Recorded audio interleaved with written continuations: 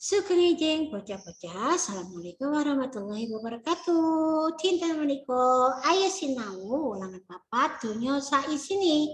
Ya, tujuanipun sinau supaya bocah-bocah saged memahami ciri-ciri ini geguritan. Ya, ayo moco. Geguritan itu duweni ciri-ciri tertentu.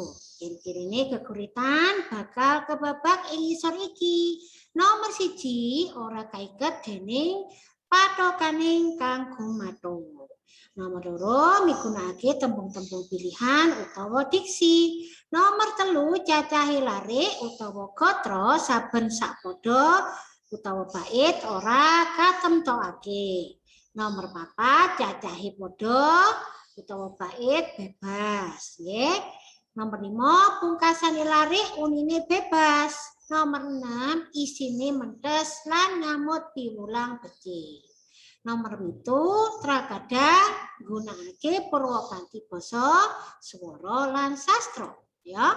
Ayo bocah-bocah monggo dilanjutaken kaca 71. Coba simaan geguritan ing isor iki, ya. Endahing bumiku anggitane jengkidung.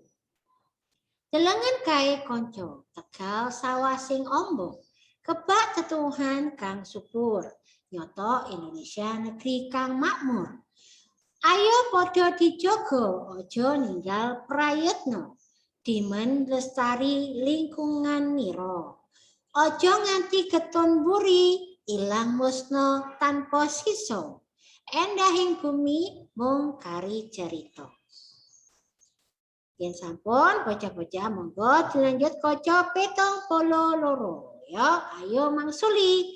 Wangsulana pitakon-pitakon ing isor iki miturut geguritan ing dhuwur ya.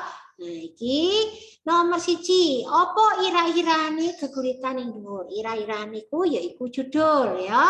Judule endahing bumiku. Nomor kali geguritan ing dhuwur anggitane sapa? Yaiku anggitane jengkitut ya. Nomor 3, piro cacahing podo geguritan ing dhuwur ya. Cacahe podo yaiku ana 3 podo ya. Nah iki ya. Nah iki jenenge sak podo ya. Sak bait iku sak podo nah jenenge nggih. Ya. Banjur nomor 4, piro cacahe gatra ing saben podo? Podo kesiji ana 4 gatra. Yo iki dicermati nggih. Podo kesiji ana 4 gatra. Podo keloro ana 3 gatra. Podo ketelu yaiku ana 3 gatra. Oke. Nah, iki monggo ditulis rumiyin. Yen sampun mantun, ayo garapen ya.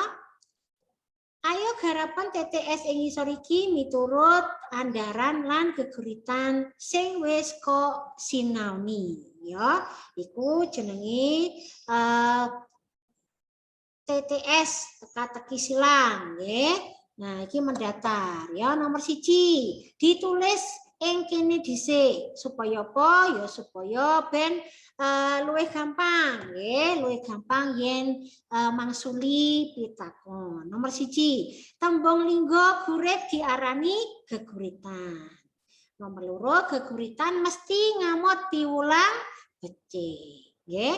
Nomor 3, tembung pilihan arane diksi. Nomor sekawan, Indonesia iku negeri kang makmur. Nomor 5, gatra iku baris ya. Nah, nomor 6, bait iku padha. Nomor 7, karangane yaiku anggitane. Nomor 8, geguritan iku endahing desaku, anggitane sapa? Yaiku boyone ya. Saiki sing menurun. Artine irah-irahan iku yaiku judul ya. Engko didelok ning kotake iku judul apa judule nggih nggih saged nggih disesuaikno karo kotake nggih. Banjur nomor kali menurun geguritan endahing bumi anggitane sapa yaiku jengkidung. Artine Bagaskara yaiku srengenge ya.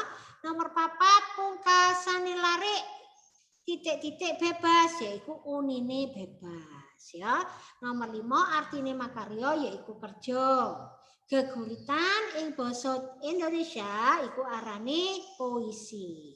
Nomor 7 dimen lestari lingkungan mira.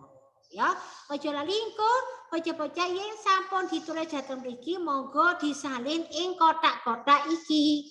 Ya. Nah, contohnya nomor kali iki misale becik ya, iki tulis ning kene becik ya. Oke.